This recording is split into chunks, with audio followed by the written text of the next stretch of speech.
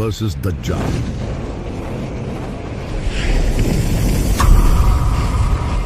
Future की सबसे बड़ी जंग। आखिर किस तरह दज्जाल टेक्नोलॉजी का यूज करके लोगों को बहकाएगा और किस तरह हजरत ईसा अलैहिस्सलाम इसका मुकाबला करेंगे, चलें जानते हैं।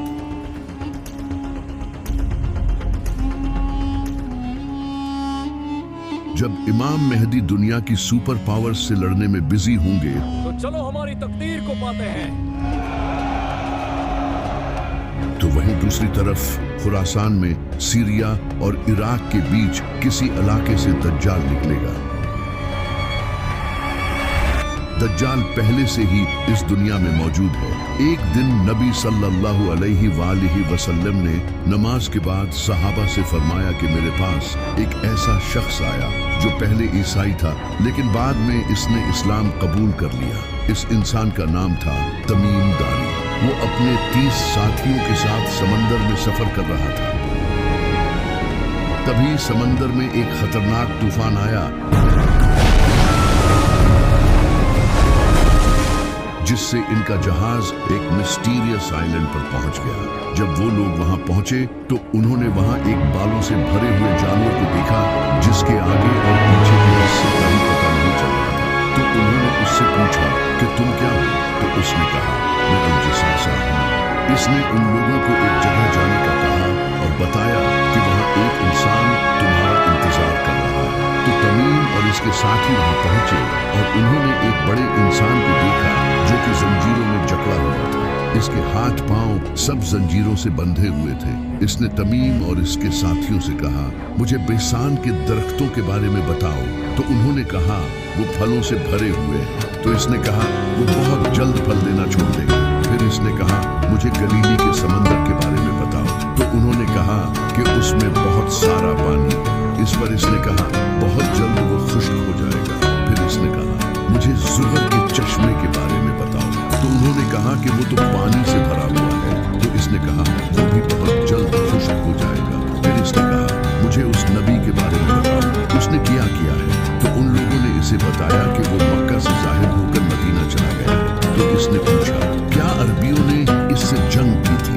तो उन्होंने कहा हाँ, लेकिन अगर वो उसे फॉलो करते तो ये उनके लिए बेहतर होगा। इसके बाद उस इंसान ने इन्हें अपना नाम बताया और कहा मैं हूँ मसीह और बहुत जल्द मैं निकलूंगा और 40 दिनों में पूरी जमीन का सफर करूंगा। सिवाय मक्का और मदीना के वहां जाने की मुझे इजाजत नहीं दी जाएगी। इसके बाद नबी सल्लल्लाहु अलैहि वसल्लम ने सहाबा को बताया कि वो दज्जाल था, यानी कि दज्जाल पहले से इस दुनिया में मौजूद है लेकिन बस इसका ज़हूर होना बाकी है। लेकिन सबसे इंटरेस्टिंग बात यह है कि जब दज्जाल ने इन लोगों से पूछा था कि बैसान के दरख्त कैसे हैं, तो उन्होंने कहा कि वो फलों से भरे हुए हैं। तो दज्जाल ने कहा कि वो बहुत जल्द फल देना छोड़ देंगे। बैसान आज चीन के नॉर्थ में एक हिस्टोरिकल शहर है जिसे आज बेट शिनान कहा जाता है। कमाल की बात यह है कि आज वहाँ आबादी बढ़ने और पानी की कमी की वजह से एग्रीकल्चरल एक्टिविटी कम होती जा रही है, खास तौर पर खजूर के दरख्त जो कि तकरीबन खत्म ही हो चुके हैं। इसी तरह दज्जाल ने कहा था कि गैलीली का समंदर भी खुश्क हो जाएगा। ये समंदर आज इसराइल और फिलिस्तीन के लिए फ्रेश वाटर का एक बहुत बड़ा जरिया है जिसे लेक टाइबेरियस भी कहा जाता है। लेकिन पिछले 50 सालों से इसका वाटर लेवल डेंजरस लेवल तक नीचे जा रहा है। इसराइल की हुकूमत ने कई बार वार्निंग दी है कि क्लाइमेट चेंज और ओवर यूज की वजह से ये खुश्क हो सकता है। इसी तरह दज्जाल ने कहा था कि ज़ुहर का चश्मा भी खुश्क हो जाएगा जो कि आज जॉर्डन के डेड सी के करीब है।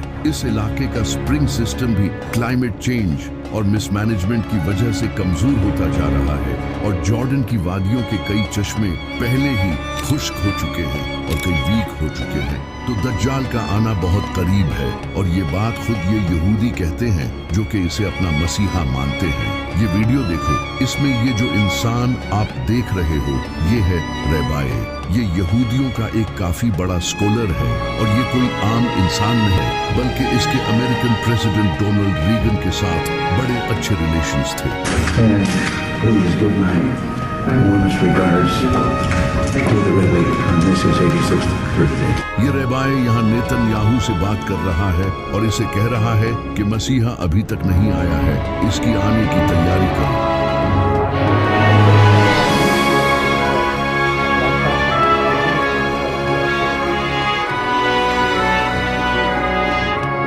ये रेबाए आज के इजरायली प्रेसिडेंट नेतन्याहू को ये सब कह रहा है और इसी वजह से नेतन्याहू फिलिस्तीन में ये कत्लेआम मचा रहा है और ग्रेटर इजराइल बनाने के पीछे पड़ा है।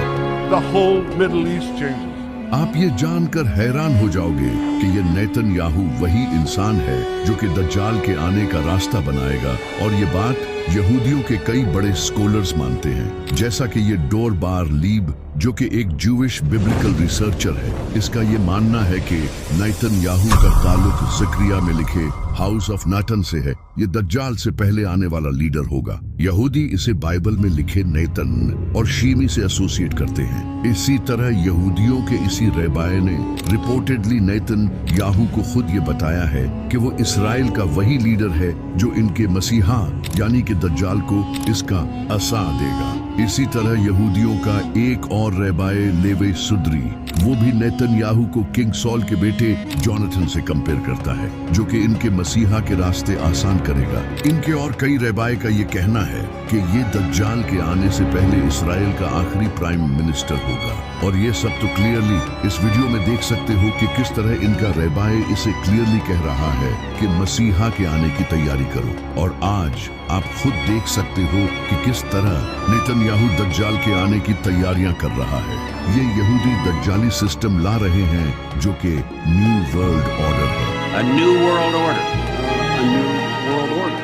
यानी कि पूरी दुनिया में एक ही हुकूमत, Where diverse nations are drawn together in common cause. एक ही currency. We will have the kind of global governance that is necessary to ensure the stability and transparency of markets. और एक ही मजहब होगा जो कि आज होता नजर आ रहा है, जैसा कि इस वक्त अमेरिका पूरी दुनिया को कंट्रोल करने की कोशिश कर रहा है।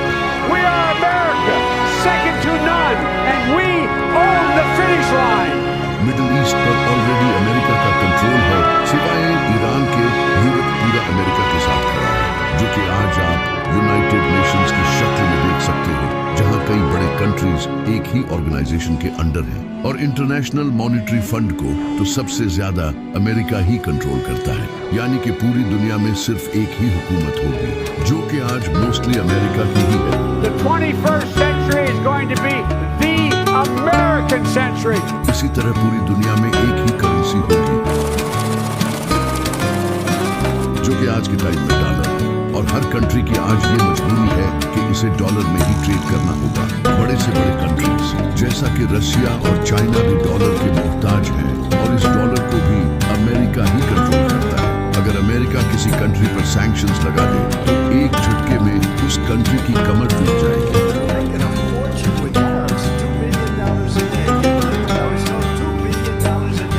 इस वजह से अमेरिका के खिलाफ कोई खड़ा नहीं होता। इसके अलावा कैश को खत्म करके डिजिटल करेंसी को इंट्रोड्यूस कराया जा रहा है, और क्रिप्टो करेंसी जैसा कि बिटकॉइन को आज पूरी दुनिया की गवर्नमेंट्स एक्सेप्ट कर रही है। पूरी दुनिया में डिजिटल आईडीज और सर्वेलेंस सिस्टम लाया जा रहा है, जहां हर इंसान का डेटा हुकूमत के पास है। बायोमेट्रिक्स, आईडी कार्ड्स, इन सब से हुकूमत हर इंसान के बारे में जानती है। तो ये दज्जाली निजाम आज पूरी दुनिया में तेजी से बढ़ रहा है। इस सब के बाद एक दिन दज्जाल खुरासान से निकलेगा और इन इलाकों में अपना फितना फैलाना शुरू करेगा। वो मुर्दों को जिंदा करके लोगों को दिखाएगा और लोग उसे खुदा मानने लगेंगे। जिस साल दज्जाल आएगा उस साल बारिशें बहुत कम होंगी और पूरी दुनिया में ड्राउट होगा, फसलें नहीं उगेंगी और फूड की काफी शॉर्टेज होगी। लोग भूखे मर रहे होंगे। वो जहां चाहेगा बारिश बरसाएगा और जमीन को कहेगा तो जमीन इसके लिए सब्जियां उगाएगी, यानी कि वो नेचर को कंट्रोल करेगा। और ये सब वो एक टेक्नोलॉजी का यूज करके करेगा जिसे आज हम क्लाउड सीडिंग कहते हैं। Although cloud seeding, इस टेक्नोलॉजी को आज कई कंट्रीज यूज कर रहे हैं, जैसा कि दुबई, सऊदी अरब, चाइना और अमेरिका।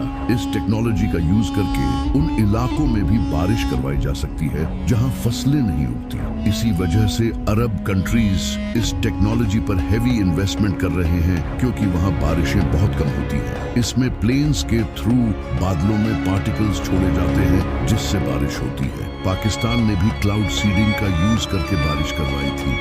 आज अल्हम्दुलिल्लाह पाकिस्तान की पहली आर्टिफिशियल रेन हो गई और इसी तरह दज्जाल भी मोस्ट लाइकली इसी टेक्नोलॉजी का यूज करके मौसम को कंट्रोल करेगा। इसी तरह दज्जाल मुर्दों को जिंदा करेगा। इमाम जाफर सादिक अलैहिस्सलाम ने फरमाया, दज्जाल एक इंसान से कहेगा कि अगर मैं तुम्हारे माँ बाप को जिंदा कर दूं तो क्या तुम मुझे खुदा मान लोगे? तो वो इंसान कहेगा